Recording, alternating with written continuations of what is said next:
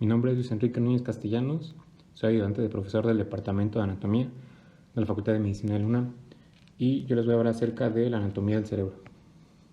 Empezando por sus generalidades, tenemos que el cerebro va a reposar por su cara inferior sobre las fosas craneales anterior y media y va a cubrir posteriormente al cerebelo, del cual va a estar separado por la tienda del cerebelo, que como sabemos esta tienda del cerebelo va a ser un engrosamiento de la dura madre que va a estar separando al cerebelo que se encuentra en la fosa craneal posterior de nuestra parte más posterior del cerebro. Ahora, en cuanto a las medidas, tenemos que el diámetro anteroposterior mide 16 centímetros, el diámetro transversal 14 centímetros y el diámetro vertical 12 centímetros aproximadamente, es un promedio. En cuanto al peso, tenemos que en los hombres puede llegar a pesar hasta, es de aproximadamente 1100 gramos y en las mujeres aproximadamente pesa 1000 gramos. Ahora, hablando de su configuración externa, tenemos que cada hemisferio va a presentar tres caras, una cara superolateral, una medial y una inferior. La cara superolateral va a estar limitada superiormente por el borde superior del hemisferio, que va a estar bordeado por el seno sagital superior. Y esta cara va a corresponder en toda su extensión a la calvaria. Entonces, si vemos una imagen, vemos que este borde superior va a estar bordeando. Entonces aquí estaría el seno sagital superior, todo lo que estoy marcando de azul. Y pues en su borde inferior del cerebro, todo esto encontraría en la cara superolateral.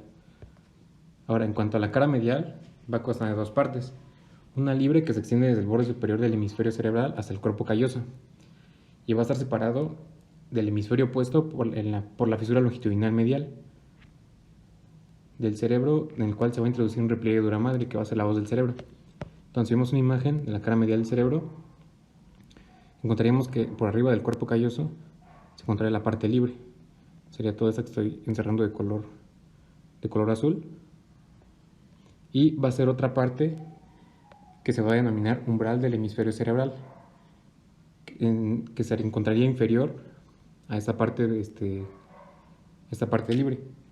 Este umbral del hemisferio cerebral va a unir entre sí a los dos hemisferios y va a estar conformada por el cuerpo calloso, por los fórnices, por la adherencia intertalámica y todas las demás estructuras del diencéfalo que lo van a conectar como tal.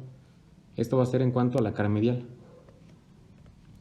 Y por último tenemos a la cara inferior. Esta cara inferior va a estar limitada lateralmente por el borde inferior de la cara superior lateral y medialmente por los extremos anterior y posterior de la fisura longitudinal del cerebro.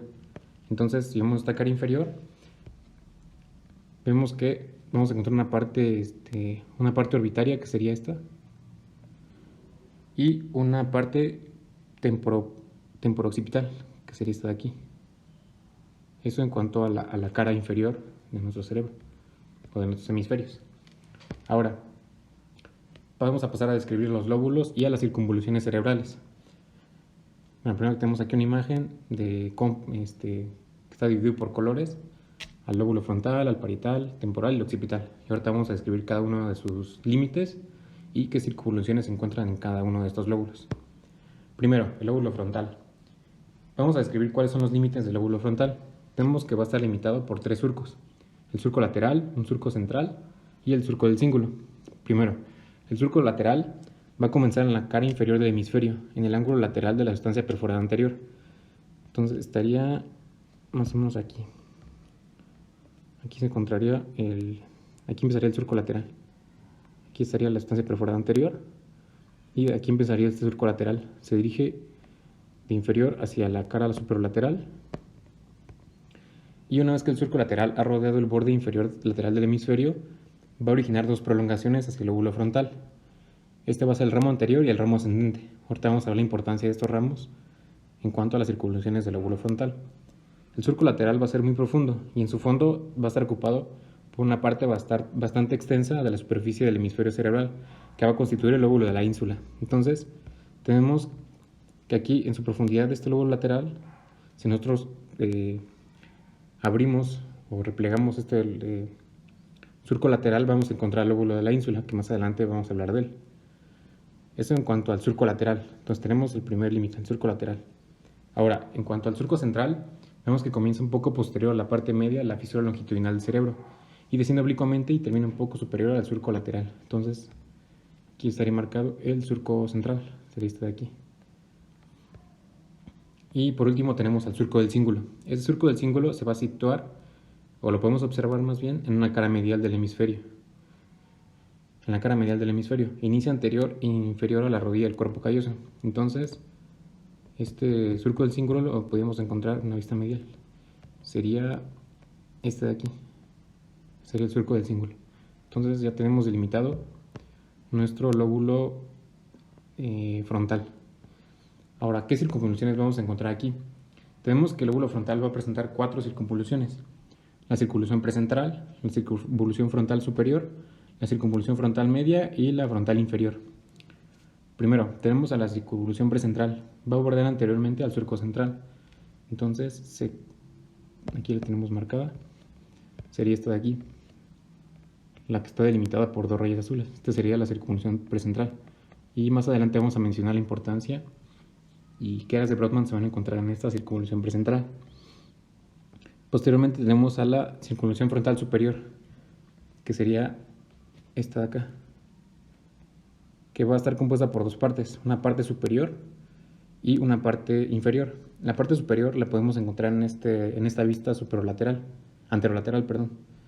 Y vemos que una vez llegando al polo frontal de nuestro cerebro, se va a continuar en esta cara inferior. Entonces sería esta de acá.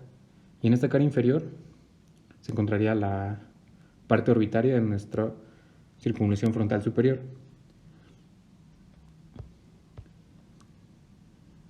Y bueno, entonces aquí les acabo de mencionar cuáles son las 2 partes de la circunvolución frontal superior. Tenemos una superior y una inferior, que ya se les acabo de mostrar.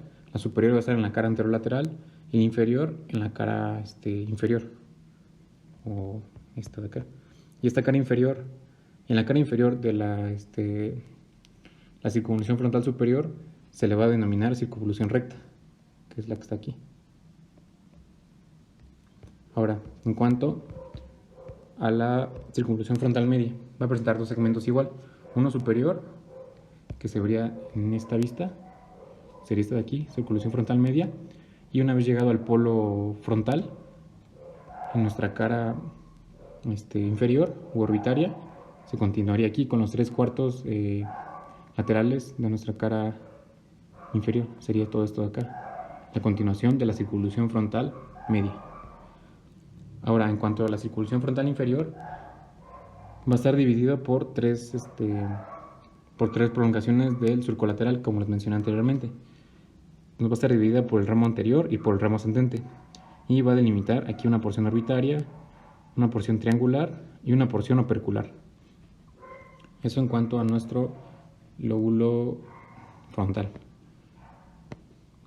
Ahora, pasando al lóbulo parietal. Los límites del lóbulo parietal van a ser anteriormente el surco central, que ya lo describimos hace rato, inferiormente el surco lateral y posteriormente el surco parietooccipital.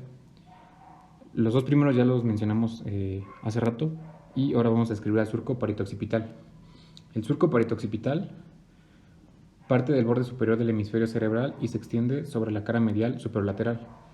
En la cara medial se dirige medial anteriormente hasta el extremo posterior de la circunvolución del cíngulo, donde termina. Y en la cara superior lateral se transforma en el surco occipital transverso. Entonces, si vemos una imagen aquí, vamos a encontrar al surco parietooccipital en una vista anterolateral, que sería esta de acá. Y como mencionamos, se va a continuar como el surco occipital transverso. Y ahora, en su cara medial, vemos, aquí en una imagen, donde podemos ver dónde está delimitado este surco parietooccipital.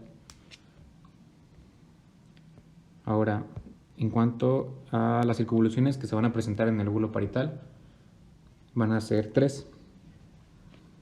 La circunvolución poscentral, que se va a encontrar entre el surco central, entonces sería entre el surco central, que sería este de aquí, y el surco poscentral, que sería este de acá. Entonces aquí estaríamos encontrando la circunvolución poscentral, que más adelante vamos a describir cuál va a ser su importancia en las áreas de Brodmann. Ahora tenemos al lobulillo parietal superior, que va a estar situado en el borde superior del hemisferio cerebral y va a invadir la cara medial y se va a convertir en lo que se llama precuña. Entonces el lobulillo parietal superior, que lo estoy marcando aquí, va a invadir la cara medial y va a continuarse como precuña. Entonces esta parte pertenecería al lóbulo parietal. Ahora tenemos al lobulillo parietal inferior. Este lobulillo parietal inferior va a estar formado por dos segmentos curvos. El primero va a ser llamado circunvolución supramarginal y el otro circunvolución angular, que va a rodear el extremo posterior del surco temporal superior. Entonces van a ser estos aquí: circunvolución supramarginal y circunvolución angular, que se van a encontrar en el lobulillo parietal inferior, que estoy marcando aquí. Eso en cuanto al lóbulo parietal. Ahora, si continuamos, aquí se ven un poquito mejor el lobulillo parietal superior, el surco intraparietal, que me va a dividir al lobulillo parietal superior del lobulillo parietal inferior, y el surco poscentral, que entonces aquí estaría la circunvolución poscentral. Y como mencionamos, el surco occipital transverso, que va a ser continuación del surco parieto-occipital. En cuanto al lóbulo occipital, tenemos que va a estar limitado anteriormente por el surco parieto-occipital y el surco occipital transverso. Las circunvoluciones que vamos a encontrar en este lóbulo occipital van a ser 6 y van a estar separadas entre sí por 5 surcos. Tenemos que la primera, la segunda y la tercera circunvolución occipital van a estar escalonadas de superior a inferior. La primera circunvolución occipital se va a continuar superiormente con el lobulillo parietal superior, como se puede ver aquí en esta imagen y como lo estoy marcando. La segunda circunvolución occipital se va a continuar superiormente con la circunvolución angular, de esta manera. Y la tercera circunvolución occipital se va a continuar con la circunvolución temporal media y parte de la circunvolución temporal inferior, como sería aquí. Ahora tenemos que la cuarta y la quinta circunvolución occipital van a estar situadas en la cara inferior del lóbulo. Y por último tenemos a la sexta circunvolución occipital, o también la llaman la cuña. En esta cuña va a corresponder a la sexta circunvolución occipital, como ya mencioné, y se va a observar sobre todo en la cara medial. Va a estar limitada superiormente por el surco parieto-occipital e inferiormente por el surco calcarino. Y como solamente para recordar, como mencionamos hace rato, esta precuña va a ser parte del lóbulo parietal, a diferencia de la cuña, que va a ser parte del lóbulo occipital. Ahora, hablando del lóbulo temporal, tenemos que va a estar limitado superiormente por el surco lateral y medialmente por el segmento lateral de la fisura transversal del cerebro. En cuanto a las circunvoluciones o giros, vamos a encontrar en este lóbulo temporal que van a ser 5. 3 de ellos se van a poder observar en la cara anterolateral de nuestros hemisferios, y los 2 restantes se van a poder apreciar mejor en una vista inferior. Primero, en una vista anterolateral encontraremos a la circunvolución temporal superior. Esta circunvolución temporal superior se va a encontrar entre el surco lateral y el surco temporal superior, de esta manera. Entonces aquí sería la circunvolución temporal superior, que se va a continuar posteriormente con la circunvolución supramarginal y con parte de la circunvolución angular, que la describimos ya en el lóbulo parietal. También tenemos a la circunvolución temporal media. Esta circunvolución temporal media se va a encontrar entre el surco temporal superior y el surco temporal inferior, que va a ser este de aquí. Esta circunvolución temporal media se va a continuar posteriormente con la segunda circunvolución occipital. Y por último, en esta cara anterolateral tenemos a la circunvolución temporal inferior, que se va a continuar posteriormente con la tercera circunvolución occipital y parte de la cuarta circunvolución occipital. Ahora, eso en cuanto a nuestras 3 primeras circunvoluciones. Las 2 restantes necesitaríamos tener una imagen de la cara inferior de nuestros hemisferios. Encontraremos aquí primero a nuestra circunvolución temporal inferior, que ya la escribimos hace rato y que también podemos observar en una vista inferior. Y también encontramos a la circunvolución occipitotemporal lateral y occipitotemporal medial. La circunvolución occipitotemporal medial se va a continuar aquí anteriormente con la circunvolución parihipocampal. Entonces aquí estaría continuándose con la circunvolución parihipocampal, aquí de esta manera. Y vemos que esta circunvolución paripocampal se va a dar una pequeña prolongación anterior y va a formar de esta manera aquí el uncus. Por aquí estaría el uncus, que sería una continuación anterior de nuestra circunvolución occipitotemporal medial y de la paripocampal. Ahora vemos que posteriormente esta circunvolución occipitotemporal medial se continúa aquí posteriormente con la quinta circunvolución occipital, y cuando se unen estas dos vamos a tener delimitados aquí a nuestra circunvolución lingual. Ahora, en cuanto a la circunvolución occipitotemporal lateral, vemos que se va a continuar posteriormente con la cuarta circunvolución occipital. Entonces, de esta manera ya describimos a las 5 circunvoluciones de nuestro lóbulo temporal. Ahora, por último, tenemos al lóbulo de la ínsula. Este lóbulo de la ínsula, como mencionamos anteriormente, se va a encontrar profundo a nuestro surco lateral. Entonces necesitamos replegar este surco lateral, y pues, como se observa aquí en esta imagen, entonces sería parte del lóbulo del surco lateral, y pues aquí estaría redondo, ¿no? Sería el lóbulo de la ínsula, que como sabemos va a hacer conexiones entre el sistema límbico y el neocórtex. Entonces va a ser importante para eso. Ahora, hablando de la configuración interna de los hemisferios, tenemos que, al igual que todas las demás partes del sistema nervioso central, cada hemisferio cerebral va a estar formado por sustancia gris y sustancia blanca. En este caso, como menciona el título, vamos a hablar acerca de la sustancia gris de los hemisferios cerebrales. Tenemos que cada hemisferio cerebral va a comprender una capa de sustancia gris periférica, que va a ser la corteza cerebral, y el cuerpo estriado, que más adelante vamos a hablar de ellos. Primero, vamos a hablar de las funciones de la corteza. En esta imagen observamos a diferentes áreas que van a estar ubicadas de color, y los números que se observan aquí van a corresponder a las diferentes áreas del mapa citoarquitectónico de Brodmann. Como sabemos, Brodmann fue un neurólogo alemán que describió diferentes áreas, y dependiendo de dónde estimulábamos, podíamos obtener diferentes respuestas a nivel general. Entonces, primero vamos a hablar acerca de la sensación somática general. Esta sensación somática general, el tipo de información que va a llevar va a ser de la periferia hacia la corteza. Entonces vamos a tener una información centrípeta. Entonces, primero vamos a ver que esta área somestésica primaria va a ocupar a la circunvolución postcentral en la superficie lateral del hemisferio y parte del lóbulo paracentral. Entonces estaremos ubicándolo aquí, al área somatosensitiva primaria,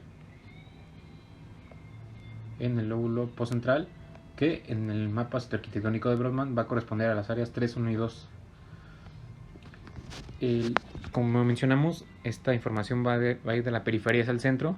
Entonces, primero tenemos que la mayor aferencia que va a tener esta área somestésica primaria va a ser el núcleo ventral posterior del tálamo.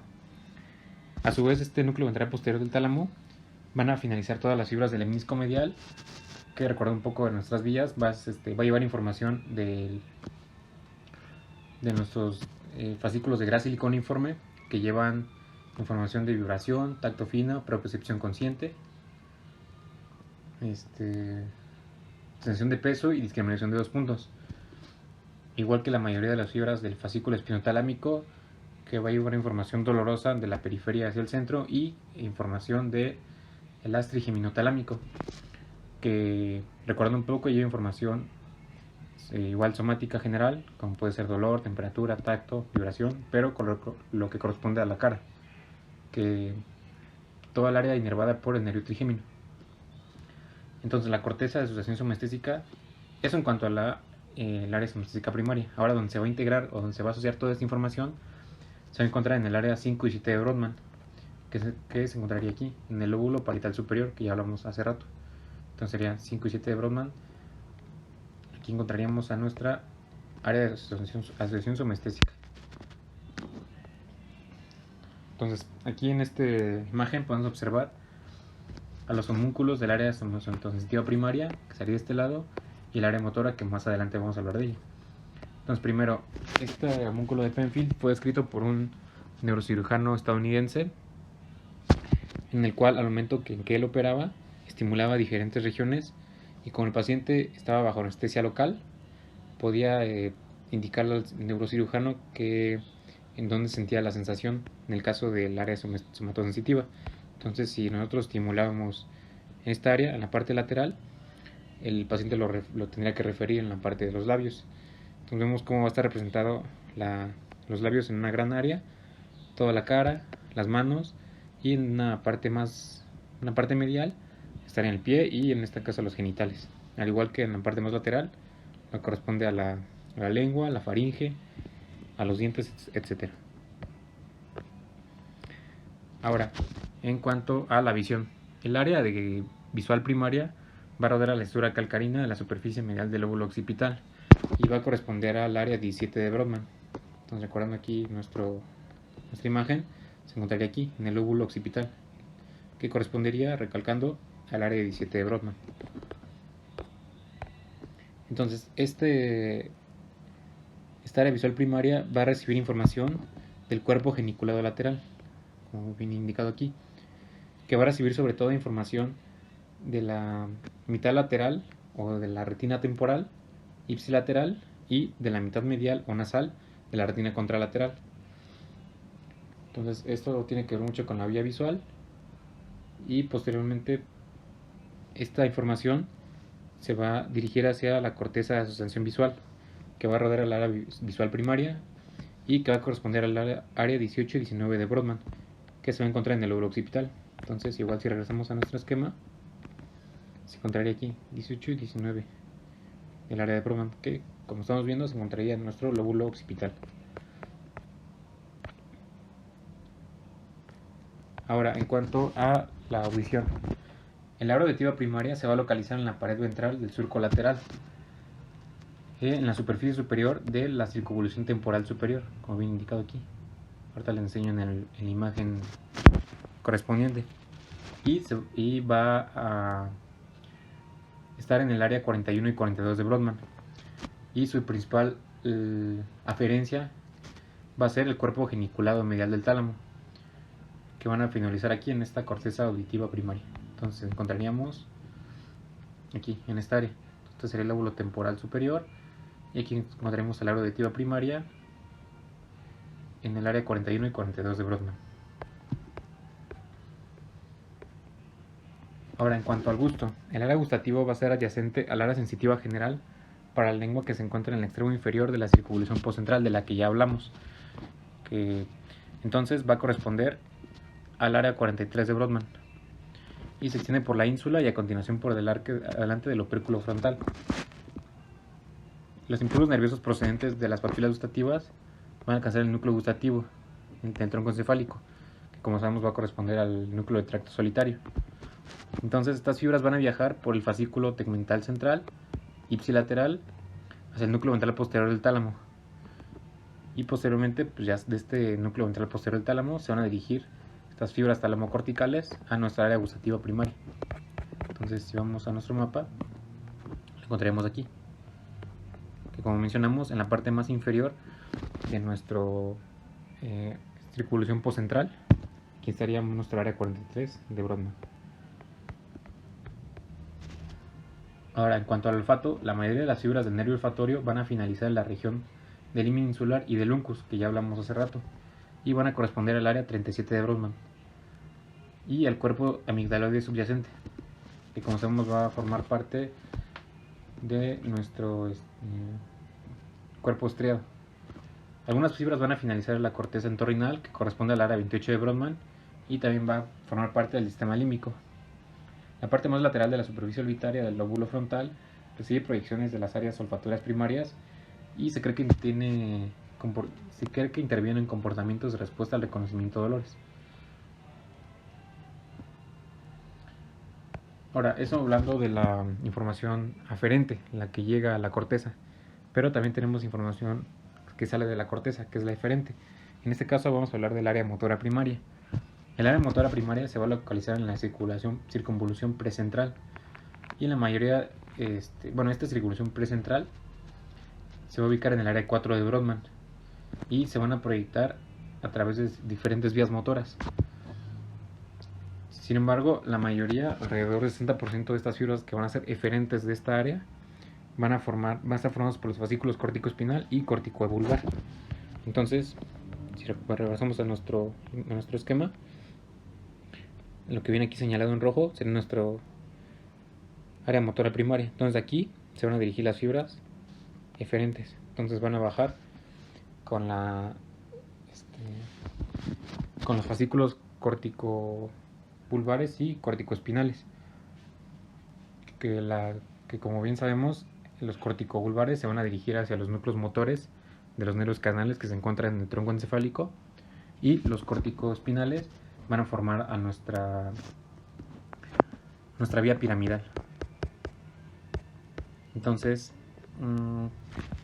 al igual que eso en cuanto a la área motora primaria, y también encontramos un área premotora que se va a situar o va a corresponder al área 6 de Brodmann y se va a encontrar delante del área motora primaria y va a contribuir a la función motora como una de las fuentes de las fibras piramidales y otras vías motoras descendentes, y van a influir de esta manera en la corteza motora primaria. Entonces encontraremos aquí a área premotora, sería esta de acá,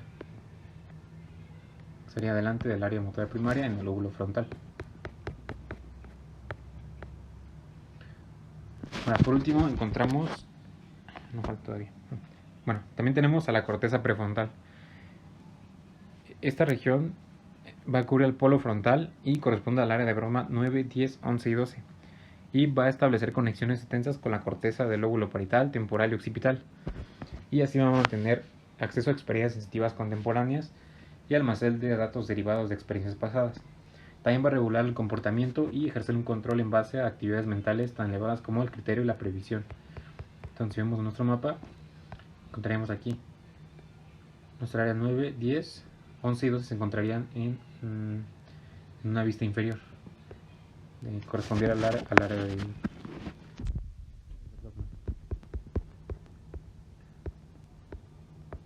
Y por último tenemos a las áreas del lenguaje. Tenemos dos áreas corticales que van a desempeñar funciones especializadas del lenguaje.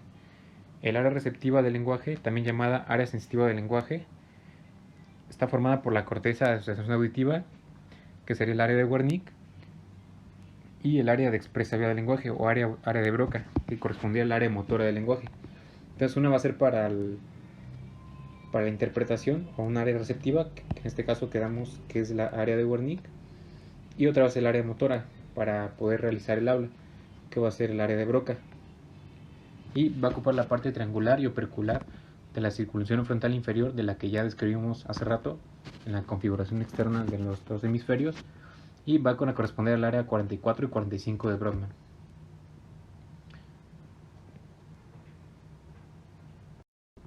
Continuando con el estudio de las estructuras que pertenecen a la sustancia gris de los hemisferios cerebrales, vamos a describir al cuerpo estriado.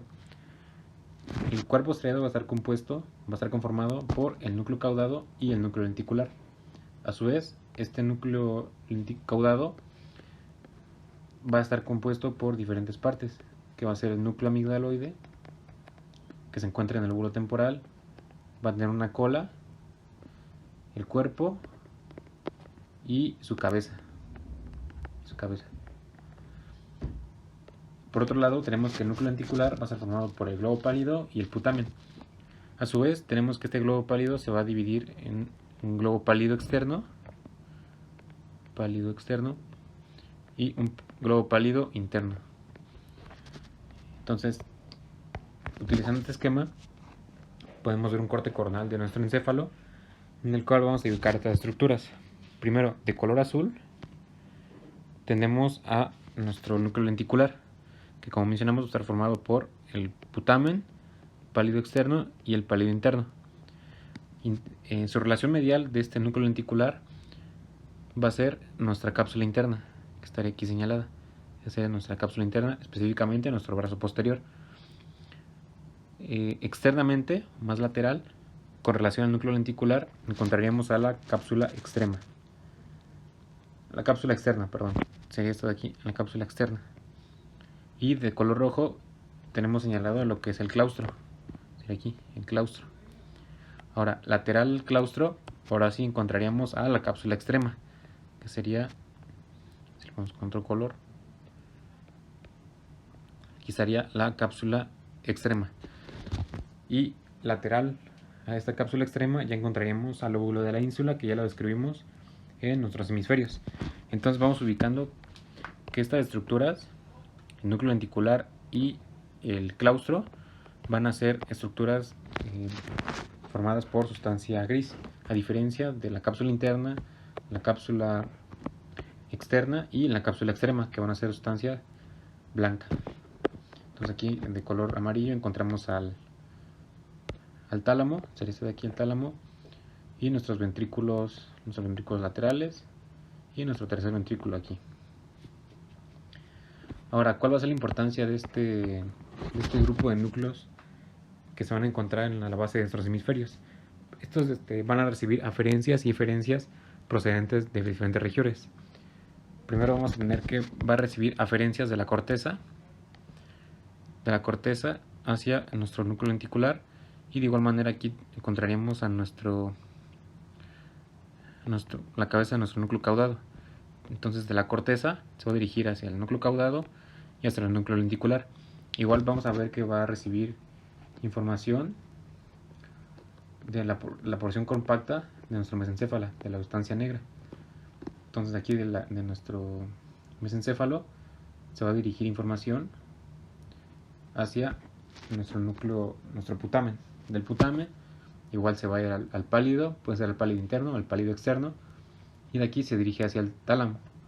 Ya del tálamo se dirige hacia la corteza, o también nuestro pálido interno se puede dirigir hacia el núcleo subtalámico, que se encontraría un poquito ventral en relación a estas estructuras. Y esto se le va a conocer como vía directa o vía indirecta, dependiendo cuál estemos utilizando. Se utiliza al pálido externo o al pálido interno. Principalmente su función va a ser controlar los movimientos previamente aprendidos, y esta vía va a ser afectada en la enfermedad del Parkinson, en la enfermedad del Parkinson, que tiene que ver igual aquí con la deficiencia de dopamina en la porción compacta de la sustancia negra. Ahora, continuando con la configuración interna de nuestros hemisferios, tenemos a la sustancia blanca. Cada hemisferio va a incluir un gran volumen de sustancia blanca, a veces llamado centro medular. Los axones que conectan la corteza con la sustancia gris subcortical se continúan por la cápsula interna, que ya la vimos aquí, específicamente su brazo posterior.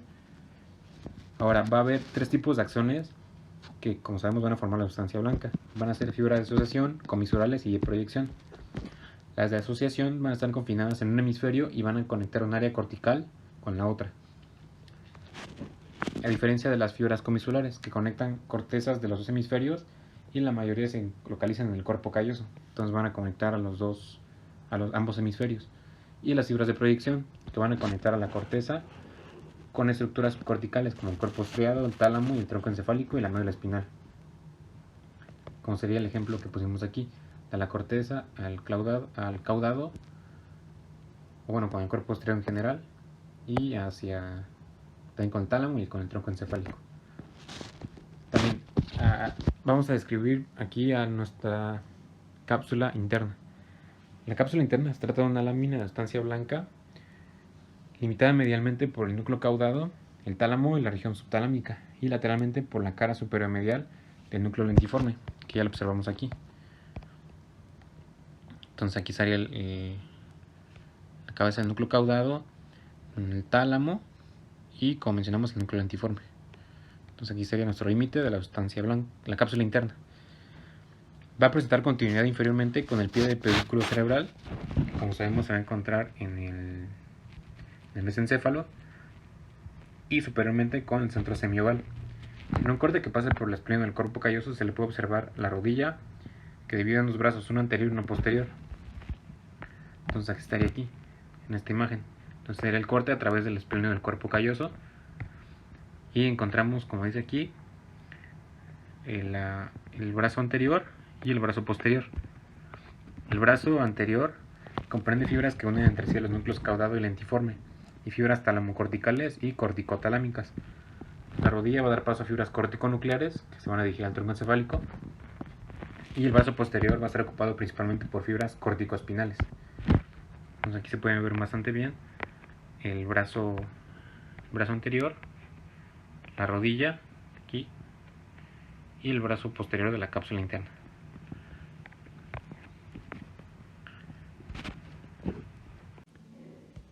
En cuanto a la irrigación del cerebro, tenemos que va a estar dado por dos sistemas, que es el sistema vertebral y el sistema de las carótidas internas.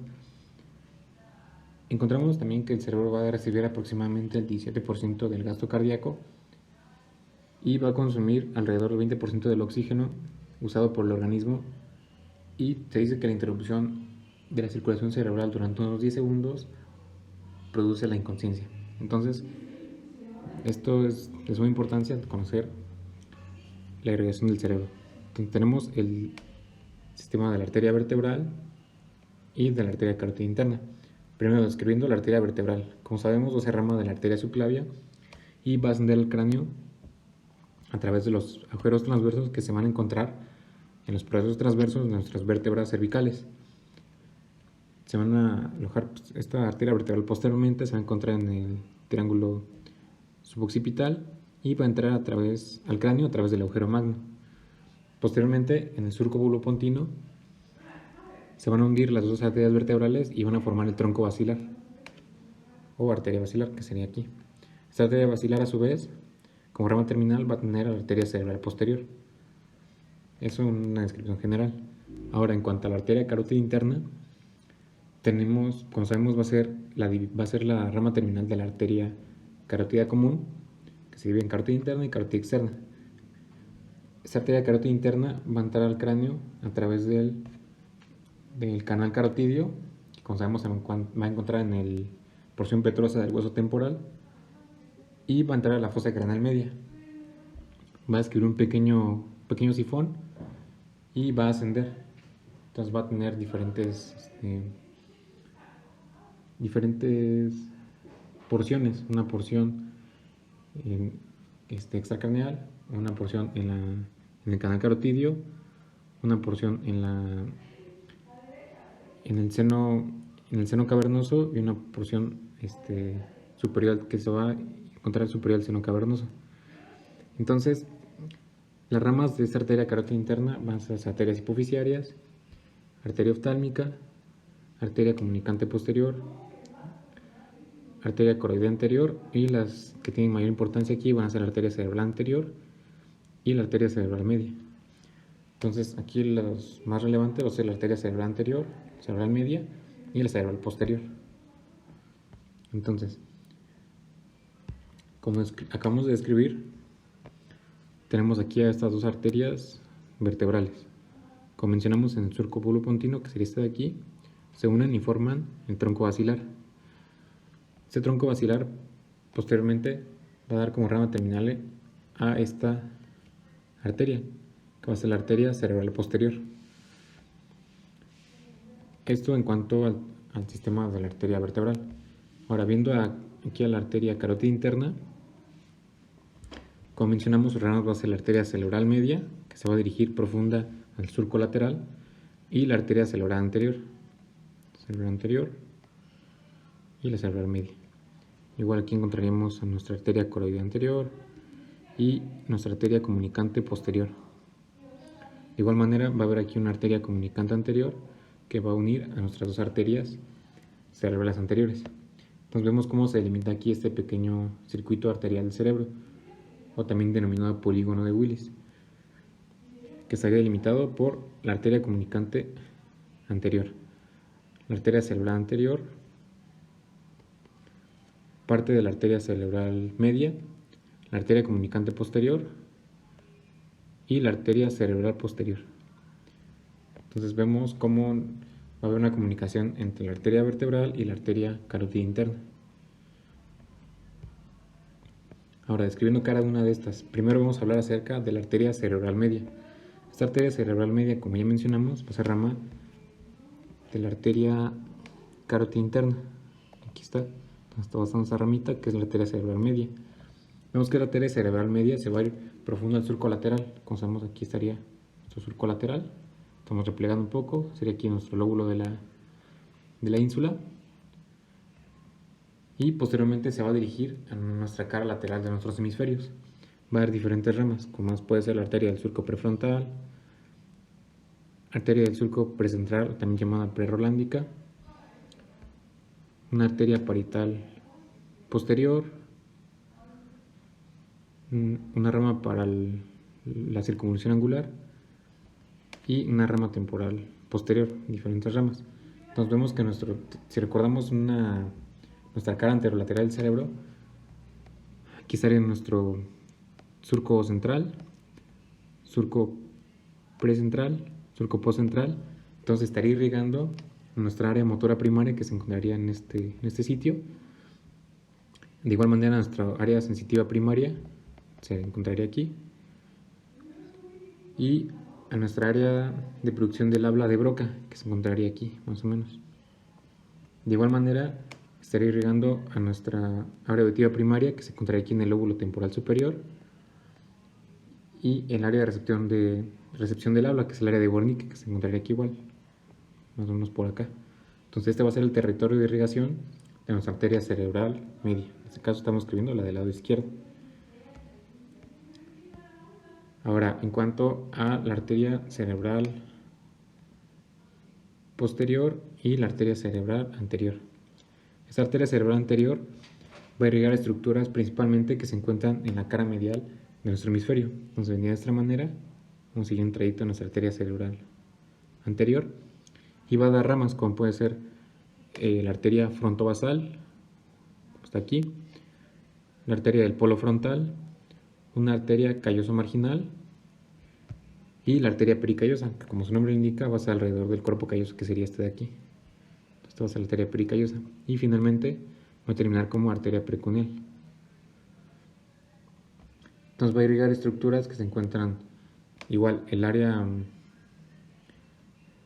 motora primaria, pero en su cara medial, y igual el área senestésica primaria, que de acuerdo con el homúnculo de Penfield correspondería a las piernas y a los genitales, en este caso. Entonces sería el territorio de irrigación de la arteria cerebral anterior, a diferencia de la arteria cerebral posterior. Entonces vendría de esta manera y voy a irrigar principalmente a la parte occipital, que entonces aquí, como si recordamos, se encontraría el área visual primaria, que corresponde al área 17 de Brodmann. Entonces va a ser la importancia de nuestra arteria cerebral posterior. En cuanto al drenaje venoso de nuestro cerebro, tenemos que poseer dos sistemas venosos, uno externo y otro interno. Las venas cerebrales externas se van a encontrar en el espacio subaracnoideo y el centro del cerebro es drenado por las venas cerebrales internas, situadas por debajo del cuerpo calloso. Ahora, en cuanto a las venas cerebrales externas, tenemos venas cerebrales superiores que van a discurrir sobre la superficie lateral del hemisferio y van a desembocar en nuestro seno sagital superior, que se encontraría aquí. Conocemos el seno sagital superior, que va de la crista galli, del hueso del etmoides, hacia la confluencia de los senos, que sería profunda la protuberancia occipital interna. Entonces aquí serían las venas cerebrales superiores. Tenemos también una vena cerebral media superficial que va a discurrir a lo largo del surco lateral y va a desembocar en el seno cavernoso, aunque va a haber la presencia de venas de canales que van a formar vena anastomótica superior y vena anastomótica inferior. Entonces esta vena anastomótica superior va a drenar hacia el sistema del seno sagital superior, como vemos aquí en la imagen, y la vena anastomótica inferior va a drenar a lo que sería el seno transverso. Aquí esta información está mal, es vena anastomótica, es superior, no superficial. Entonces tenemos también el sistema de la vena cerebral media profunda, que va a discurrir profundo al surco lateral, y la vena cerebral anterior, que va acompañada de la arteria del mismo nombre. Entonces vemos que esta vena cerebral media profunda y la vena cerebral anterior se van a unir y van a formar la vena basal. Esta vena basal va a desembocar en la vena cerebral magna, que ahorita vemos cómo se va a formar esta vena cerebral magna.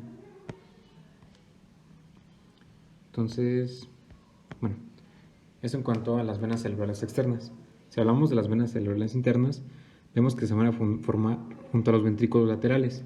Tenemos una vena tálamo estriada que nace en la región del cuerpo amigdalino del lóbulo temporal, que se encuentra medial con respecto al contorno de la cola del núcleo caudado. Y tenemos también a la vena coroidea, que discurre a lo largo del plexo coroideo del ventrículo lateral. Ambas se van a unir y van a formar a la vena cerebral interna. Esta vena cerebral interna, a su vez, se va a juntar debajo del esplenio del cuerpo calloso y va a formar a la vena cerebral magna. Entonces aquí tenemos nuestra vena cerebral anterior, sería esta de aquí, se une con nuestra vena cerebral media profunda y va a formar a nuestra vena basal.